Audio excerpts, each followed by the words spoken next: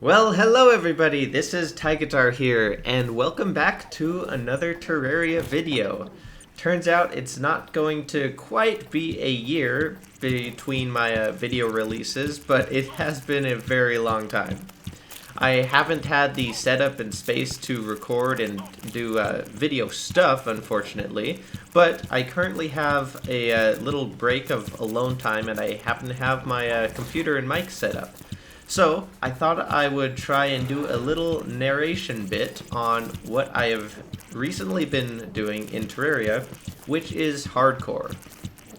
So, as most of you probably know, I tried to do hardcore a lot, and I have, like 3 different hardcore series actually on YouTube right now, and I died on all of them at various points of progression.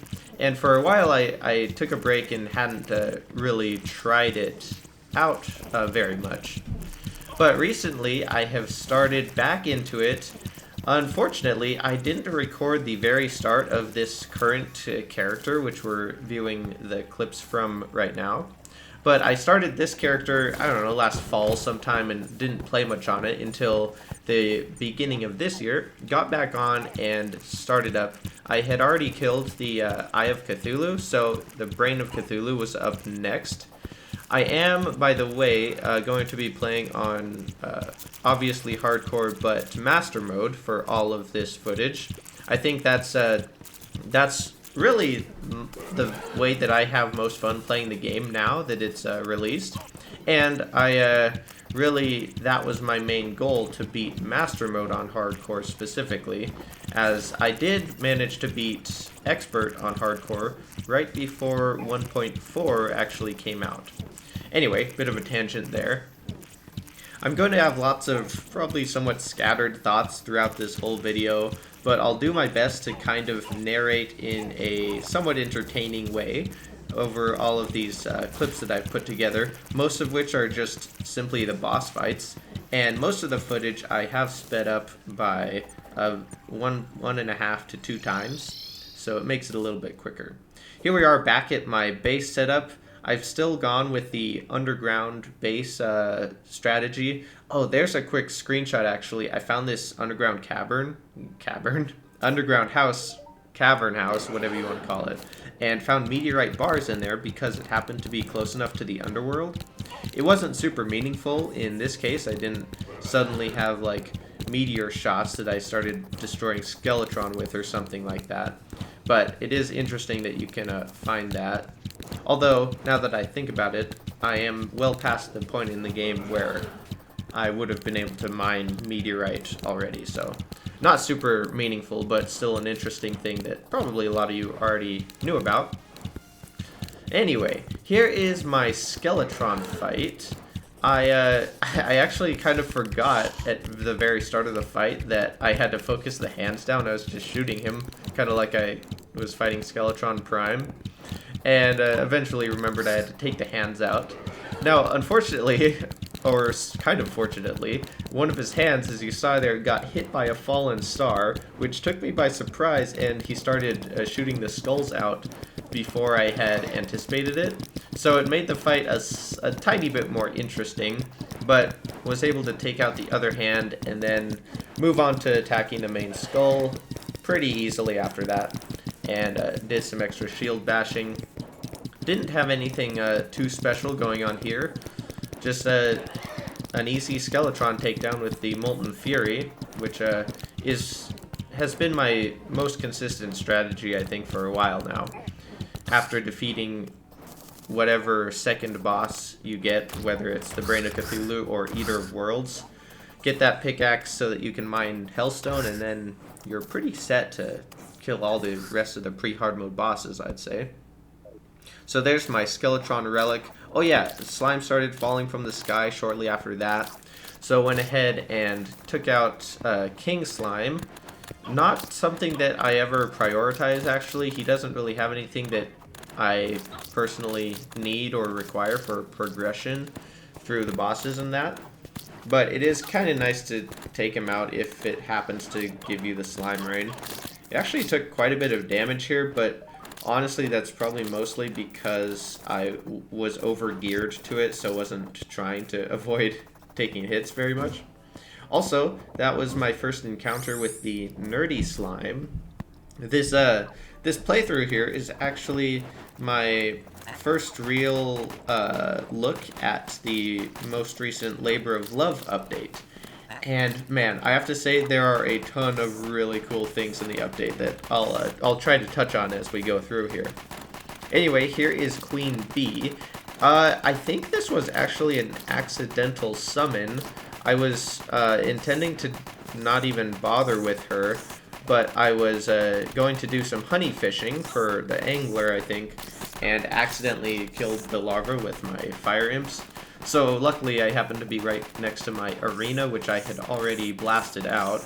So I just had to grab a couple of potions from my piggy bank, and then I was pretty good to go here. Took out Queen Bee, and that actually is kind of nice, getting the Witch Doctor to move in. Go ahead and upgrade our relic display there. Oh yeah, so next I wanted to actually fight Deerclops. So went over to the snow, and this is my first time, actually no, it's not my first time fighting Deerclops, but it's my first time fighting him solo on regular progression, or somewhat regular. I do currently have like the end of pre-hard mode gear, so I would say that I'm probably technically over geared for Deerclops. But as you might notice, I don't really know what I'm doing, and I'm taking a lot of damage from his snowball fling. And so I actually ended up getting pretty beat up by him. Had to teleport home, heal up at my base, and then I went ahead and gathered some more crafting material so I could summon him again. Then I realized that he actually doesn't despawn if you go far away. He is apparently one of those types of bosses. And so I just gathered up the potions necessary, grabbed a Bast statue, and then went ahead and got back there. Had to use my spawn teleporter to get to the surface because the pylon was shut down, of course. So I get back to the fight, get the Bast statue, drops down, drink the potions, and then I sort of got it a little bit more figured out. So what I've learned is staying close to him is actually the way to go, because that way he doesn't do the snow chunk fling attack nearly as often. And on top of that, you are actually forced to stay within a certain distance of him, otherwise he goes invulnerable. Like you'll notice when he goes into that dark bluish purple color, he's actually immune to damage, I believe, when he does that. Or at least taking new damage. Maybe the damage over time effects would still damage him, but I'm actually not sure. So anyway, I jumped back to the snow, and I was able to take him down this time relatively easily, just sort of jumping over his head and keeping him on the weird ice spike attack most of the time. So shortly after that, I finished the rest of the pre-hard mode prep. I built the Wall of Flesh arena, the Sky arena, made sure I had my mob grinder set up and all that stuff. And then fishing. Usually the last thing that I do pre-hard mode is do as much fishing as I can to get a supply for potion materials for the necessary potions. And then it's time to fight the Wall of Flesh. So, if you remember last time, my last hardcore character, I died to the Wall of Flesh while I was running the mage, what am I trying to say? Not Arcanist, mage, the sorcerer, that's what I'm trying to say. I was running the sorcerer gear and felt super awesome, and then tried to kill the Wall of Flesh with Flame Lash. I failed epically because Flame Lash doesn't have the penetration damage to go through the, oh wow, I can't remember what they're called actually now. The little eater guys and the worms that he shoots. So I switched to Demon Sight this time with the sorcerer loadout, and I was able to take him down pretty handily there. And so I got my revenge from the last attempt. So then I start up the attempt number 2 here. I do like killing the Wall of Flesh multiple times, or at least I did. No spoilers for what's coming later on here. But I go for the second fight. It's going pretty well. And yeah, couldn't be too sad about the arena and all this setup. However, a problem does arrive here, and I'll slow down the video down to regular speed. That lava slime, I got wrecked by it. It got completely destroyed. He jumped out and blocked me like 4 or 5 times in a row there, be it from damage knockback or me accidentally dashing into him with my shield. So I paused the game, and I know I can't teleport home from the wall of flesh. You instantly die from that. And I'm like, okay, I'm either saving and exiting or this character's dead. I saved and exited, and you can see how much time I had on the character at this moment. Actually, I think it was around 24 hours. So I reloaded the world. I go back and I just fought the wall of flesh a couple more times to continue on. I figured that was kind of stupid that slime jumped in front of me like that. I mean, pretty unlucky. Looking back on it, I was just bad, and I should have done a lot of different things to get past the slime. Anyway, I decided to go back, load in the game again, and fight the wall of flesh once again here. And this fight actually gets really close. So here's the final moments. I'm getting destroyed by lasers. I dropped to 1 HP right there. And I decided I wasn't going to quit again. So I went with it. I took him down again after that. I managed to get the goat skull. Oh yeah, and then it looks like I killed him again even. I don't even remember some of this, exactly how many times I killed him. So here we are back at base, having taken out the wall of flesh a few times, except I did have to retreat once using saving and exiting. There is a gold bunny here as well that I tried to catch for a little bit around my base, and unfortunately I was never able to find him, and he despawned. Punishment for quitting. Anyway, here is another character. I continued on in hard mode for a little while, and eventually I was just not feeling right about saving and exiting. That's pretty much cheating, I'd say. And I wanted to do this without any cheaty little moves. So I started again, and here we are on the next attempt. Funnily, on this one, Pinky spawned right away. And so here's me trying to figure out how I can beat Pinky, literally like as I'm chopping down my first tree. So this for me, as you'll see, although it takes quite a while, I do end up taking Pinky down eventually using some little block traps that I found worked pretty well. And this is probably the fastest time I've ever killed Pinky, and that is for sure. Like, the sun is just past midday or so after loading in. And so I take out Pinky, which is nice because you get gold from that, so actually a pretty good start. Here is my Eye of Cthulhu fight, which is nice that I have it actually recorded on this character. And I'm using tendon bow with just regular flaming arrows. Pretty straightforward Eye of Cthulhu, honestly. The only things that I really need for it are enough mobility to escape it, which usually means some sort of cloud in a bottle, grappling hook, and Hermes boots. If you have all those things, you should be more than good to go. As you may know, I've done it without Hermes boots, although that's a little bit annoying because some of the worlds that I've played through, I just have not been able to find Hermes boots. In fact, a couple of these hardcore runs, I don't know if any of them are shown here, but I actually had that happen to me again. I found, I don't know how many different chests underground before I was able to get Hermes boots. I think one of the worlds I got like something stupid like 9 different, what are they called, flails, and then like 5 flare guns, and then a handful of like bands of regen or something like that, but before I was able to find the Hermes boots. This time I do manage to take out the Eye of Cthulhu pretty handily. I needed to get my little relic display set up, so I got that good to go. And then next thing I did was the Goblin Invasion. So this actually took a good amount of my Jester arrow supply. Do want to make sure that you have enough stars collected, or I always do, before I fight the goblins. And so I have enough Jester's arrows to burn through these guys. Picking up and throwing their spiky balls here and there also helps a little bit. I struggled here quite a bit to actually grapple up to my platform. It took a lot of damage there. But eventually I managed to wear down the goblins, with help of the Star Fury, plus the Jester's arrows and all that. Then I get ready for the Brain of Cthulhu. Once again, I did have a Crimson world here.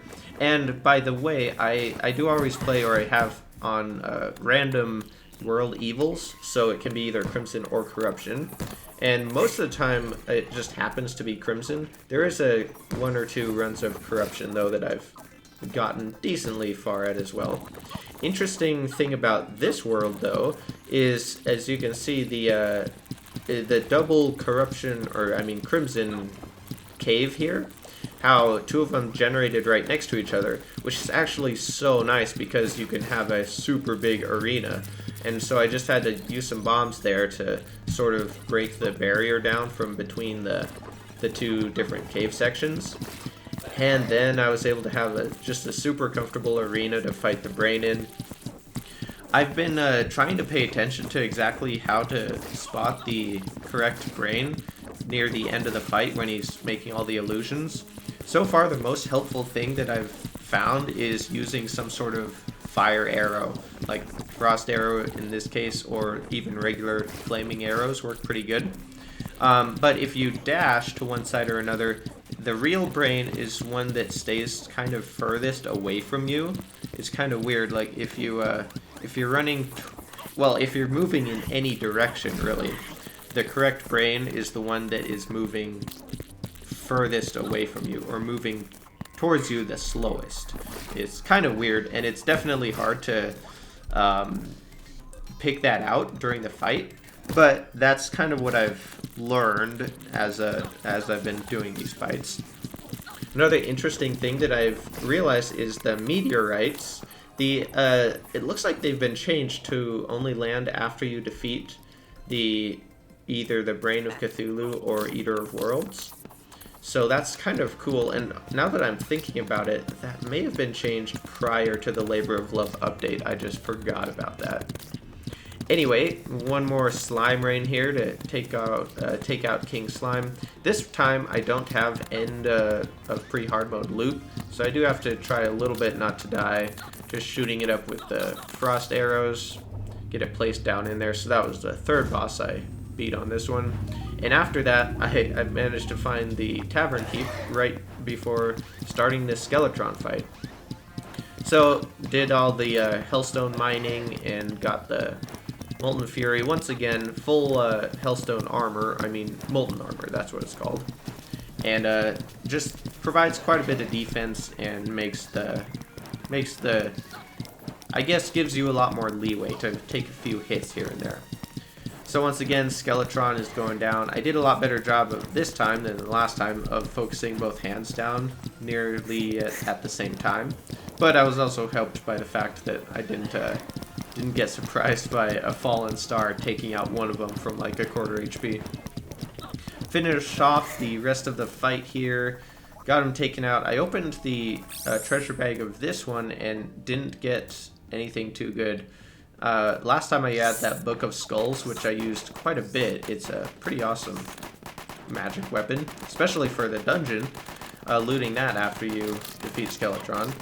And then I did happen to go and kill Queen Bee just because I wanted to get... I actually don't know why. I wasn't really thinking of any reason why to kill her, but maybe I was thinking potentially, what's it called, the honeycomb, and how you can combine that with like the sawtooth necklace and stuff like that. Sharktooth necklace, not sawtooth. And then I do also fight Deerclops on this one as well. I kind of wanted to just get all the bosses in order roughly of their progression, so I didn't really feel like skipping the bosses and then just coming back to kill them at the end. Actually, that reminds me, I haven't really talked about my main overarching goal here. So my long-term goal in the, well, like large scheme, let's say, was to, on hardcore master mode, obtain a universal pylon, which requires completing the bestiary. And to complete the bestiary, you have to beat every boss, find every critter, kill every enemy, all that stuff. So that was my main end goal, and a couple things on top of that although probably would have come along anyway, would be like making the Zenith. And so I wanted to get the Zenith, and not only because it was like a big level of completion, but also because it would be a super OP tool for completing the rest of the bestiary if I managed to defeat Moonlord.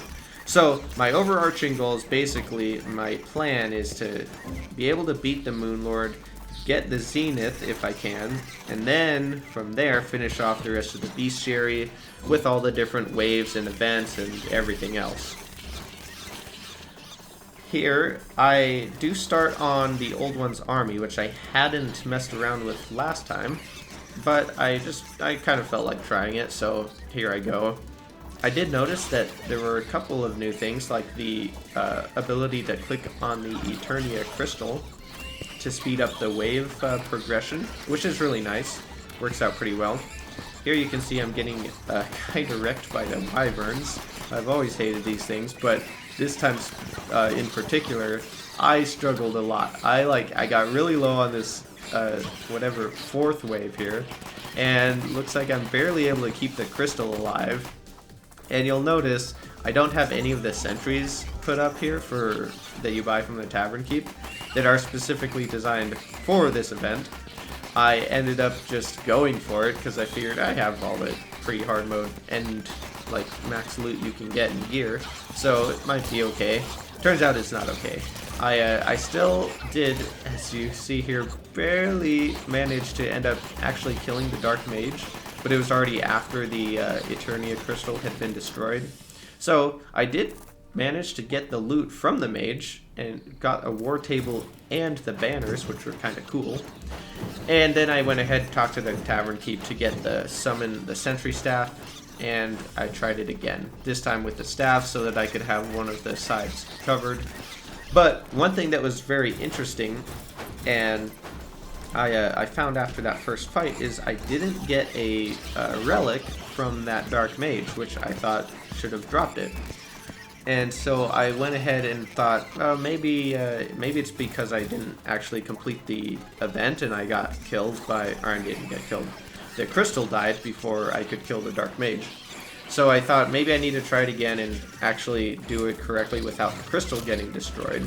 And so here I am defeating the Dark Mage with the other side covered by the turrets, and I was pretty handily able to do it that way. However, I still did not get a relic from the Dark Mage, and so I checked the bestiary. It looked like it says 100%, so I still don't actually know why that was. I actually went and did the event a third time, defeating the Dark Mage again, and still didn't get a relic. So I moved on. I wasn't quite sure what was going on there.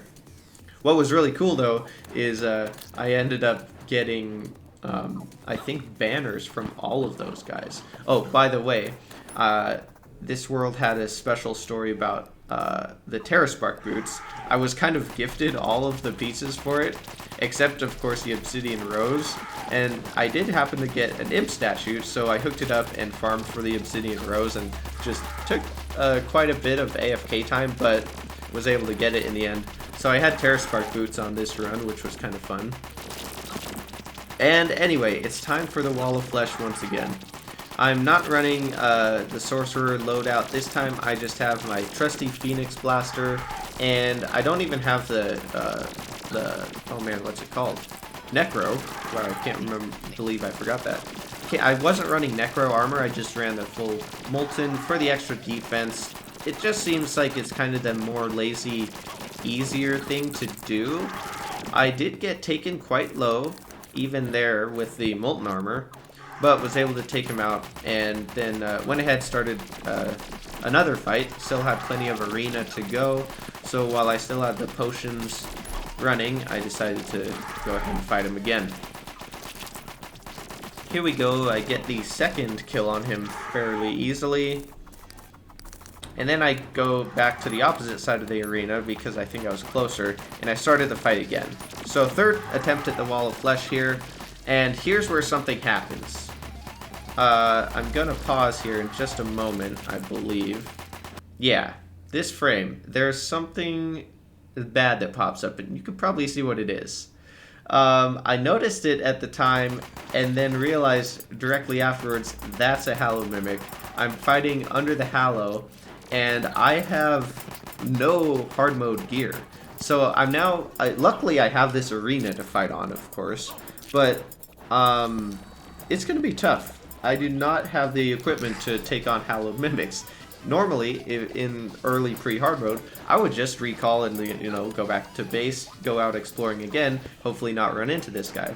However, I didn't have that choice because I'm currently fighting the Wall of Flesh where there is no escape from, and so I just ended up fighting the Mimic. I ran away from the wall. He got pretty far away, so he was out of the fight. Unfortunately, I did take a hit from him there, and you saw it did over 200 damage. My mistake right here is I forgot to rebuff my potions that had expired. So I don't have my regen potion or iron skin potions. If I had the regen, I have a little bit of time right here before, as I'm running away from him, that I probably would have regened enough to take one, maybe two more hits from him. Anyway, I forgot to do that, which is a huge mistake. And so I'm kiting him away using the Sun Fury. I don't want to shoot him with the Phoenix Blaster, but he does a bunch of dashes on me and kills me. And I was pretty sad. I was like, oh man, that's the first time that's ever happened to me. A Hallowed, or Crimson, I guess, equally, Mimic spawned on me while I was fighting the Wall of Flesh. Really unfortunate circumstance, and so I took a little tour with my ghost back to say goodbye to my base one last time, and then went ahead and went to start a new character. Say goodbye to this place, although all my bases kind of turn out looking the same. Anyway, there is something kind of funny. I find that worlds either are mining shirt or mining pants worlds. That one happened to be a mining pants world. It took me 7 mining pants before I was able to get the shirt. Anyway, I eventually got back into it and started another run here. This time was actually on a corrupt world rather than Crimson, I believe. Here's the first quick summary of the boss fights. Oh yeah, here's the Eater of Worlds here. And I actually really enjoyed the Eater of Worlds. I hadn't gotten to fight him that much recently because I just happened to get Crimson most of the time.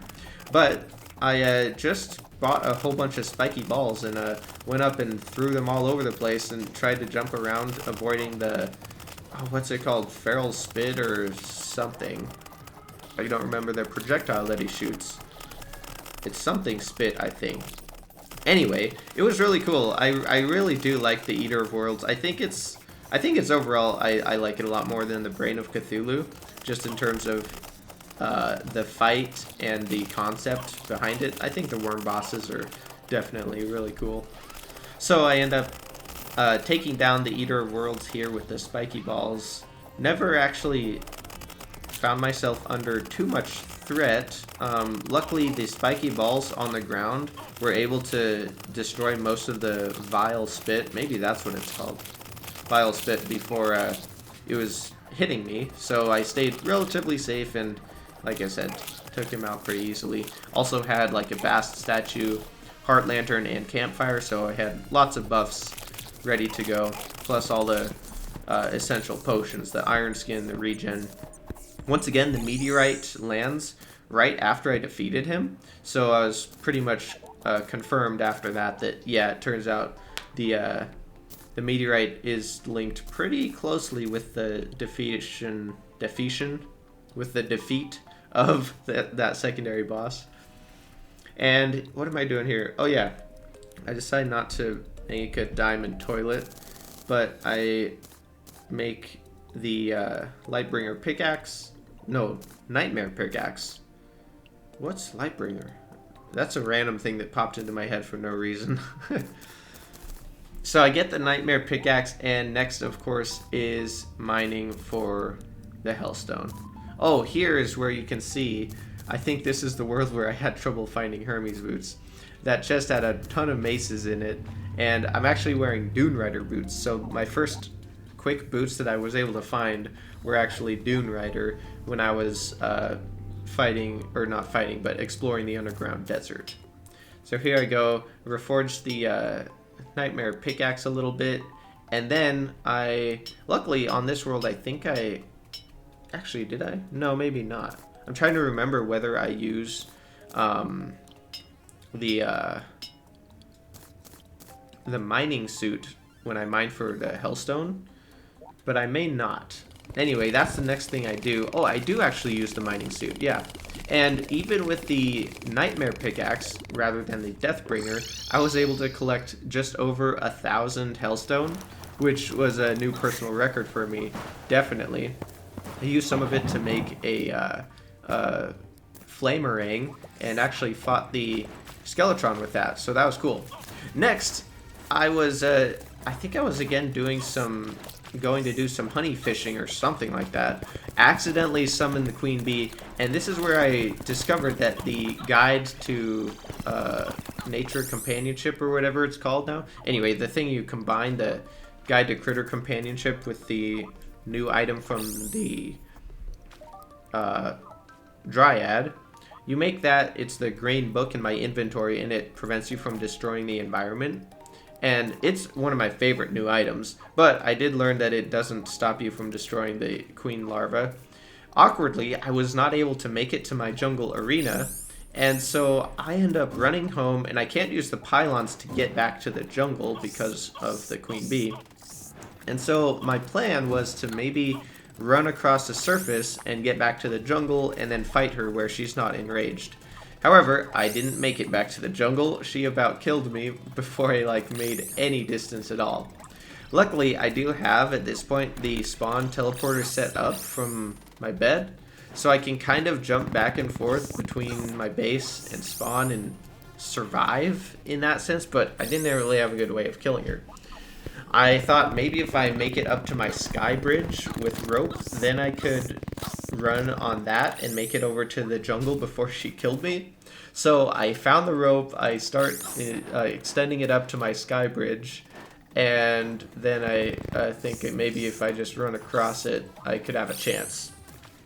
So that's kind of my thought process. I also used some of the time while she's traveling to get myself some potions, which was lucky because without the regen and iron skin, I probably would have died from her. So I get up to the sky bridge, I start running along, but she starts charging at me, and I end up dropping down. Looking back on this, I may have been able to survive if I just stayed on the platform. Anyway, I do make some decent ground just running across, riding my bunny. But then this world happened to have some really crazy generation right here. There's just huge mountain, and I wasn't able to get over it. And so I would go back to base. I just started bouncing back and forth using the teleporter to regen, and I figured I just had to kill her slowly while she's enraged. So using the Sun Fury mostly, I just sort of killed her over time, and eventually she was able to be taken down. So that's one of the more interesting things that has happened to me in the recent hardcore tries was fighting Queen Bee enraged. Anyway, we fade to black, and a screenshot that I took shortly after that while I was finishing up the fishing quests, or not quests, but for potion material. I killed myself in lava because I was wearing my angler suit and died to it. I started a new run, which actually had a super good start to it, and then I died to explosives here. That was pretty sad. I was still really upset that I managed to kill myself in lava that first time. But anyway, I'm basically at a point where I have to restart again because of being really stupid, and you should never die in lava like that. That was pretty dang noob. So that is where I will end part 1 here. Part 2 will be continuing from here. But I hope you guys enjoyed it. Hope you guys have an outstanding rest of your day, and thank you so much for watching.